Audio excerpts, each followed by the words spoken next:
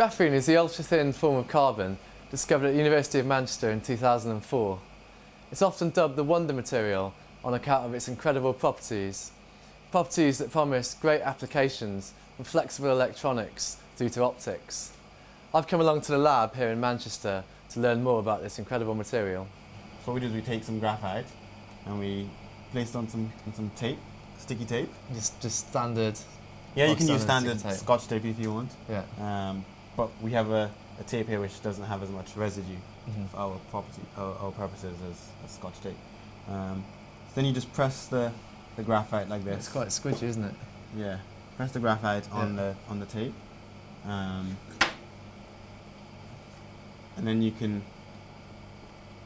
take an impression like this. So when you press the tape together, you're basically removing a few layers. Okay, so if you look there, it's tearing it off. And yeah. So it seems to be quite different in different places, isn't it? It's not an even layer. No, it comes off in terraces. Yeah.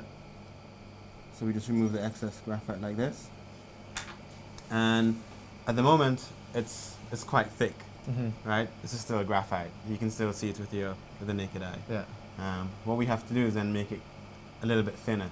So we would then press again. So just repeat exactly the same. Exactly, yeah.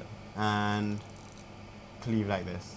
And so each time you do that, you're making the graphite pieces thinner and thinner and thinner. So we just do it a couple more times until we get a nice coverage. What we then do is we have a piece of silicon. Okay. So we just put the tape on the silicon like this. Give it a nice firm press. And what's important is you need the silicon to be really clean. So if silicon's not clean, the graphene won't stick. So how would you do that? How would you ensure it was clean? We clean it in solvents, acetone, IPA. Yeah. And then as soon as we have it nice and clean, we then press the graphite onto it. So it doesn't have a chance for any sort of hydrocarbons or water to get on the surface. Is that why we're wearing all this gear as well? Yeah, exactly. Keep the dirt out. Yeah, because your fingers are quite oily. Yeah. So once we press the flakes onto the surface, we then just grab the edge of the tape, and the trick is to actually remove the tape quite slowly. Yeah, and that's a nice. So if you do it too quickly, then what would happen? You don't the layers don't cleave that well, right? And so by cleaving, you mean just separating? Separating. Yeah, the planes, exactly. Yeah, separating the planes. So when you separate the planes nice and slowly, you get a higher chance of leaving some graphene on the surface. Okay. So you just slowly remove the tape like that. Okay, I see. And you can't really see it with the naked eye, just like that. So what we would then do is then transfer the sample to a microscope, where we can have a closer look and inspect the surface. So Branson's hopefully stripped a bit of graphene from the graphite. So I'm now here with Aravind and his microscope to see if that's true. Hi. So one of the nice things about graphene is that even though it's a two-dimensional material, it's the thinnest material in the world, you don't need an electron microscope or something like that to see it. You can actually see it in the optical microscope. The trick is that you have to select the correct type of substrate, the correct wavelength of light. If you match the substrate with the wavelength of light, so in this case we use 300 nanometers of silicon dioxide on top of silicon surface. Yeah. If you use a substrate like that, which is what Branson put the tape down on, and it'll give you the correct contrast that you need to actually be able to see graphene, even though it's such a thin material. So what's causing these speckly coloured bits here on the blue? Oh yeah, so when the flakes get fairly thin, there's always some air or solvent or something like that which is trapped underneath the flakes, and it causes bubbles because it's it's like a very thin fabric. So if it's on the surface, there might be something trapped underneath. So is that unavoidable? Do you always have? Yeah, usually we do end up having a few of those on the sample. So it's just bubbles on the which are trapped underneath. Yeah. But as you start going to thinner and thinner layers, you see that it starts turning different shades of blue. But what we actually need to find are the very, very, very thin sheets. And when it becomes less than 10 layers, you go from blue to shades of purple. The purple sort of yellowish purple you see in the background, that's the substrate. Okay. And the light purple bits or the dark purple bits you see here are all less than 10 layers.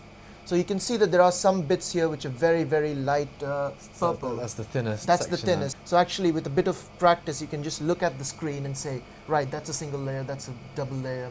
So obviously there's been a lot of talk over the last few years about graphene, and it's been dubbed the wonder material because it's, it's so great. What is so special about it? Well, it's not just one thing. The nice thing about graphene is that it's got a whole range of properties which are all really great, and all of them are occurring in the same material. So despite the fact that it's so thin, the thinnest material you can technically make, it's also the strongest material, as in if you try to rip it apart, it takes more force than anything else to rip it apart. But it's also, since it's so thin, it's very light. It's mostly transparent. It's about 97% transparent to light. But another way of looking at it is, despite being that thin, it still absorbs 3%. So depending on what your application is, you can look at it one way or the other. It also has the fastest electron and hole mobility. So electrons and holes can move through graphene faster than any other material. In fact, the electrons in graphene behave as if they are particles of light. So they don't get scattered.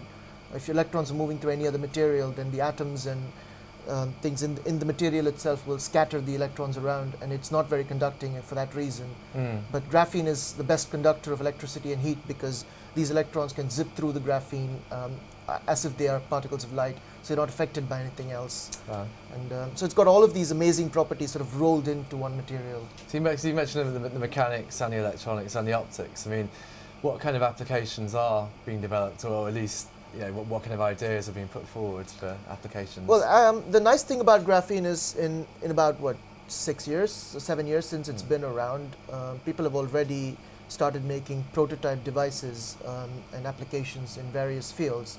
For example, there's a lot of interest because it's flexible, transparent, conducting. You can actually think of making displays with graphene to replace indium tin oxide. The advantage being that it's a flexible material.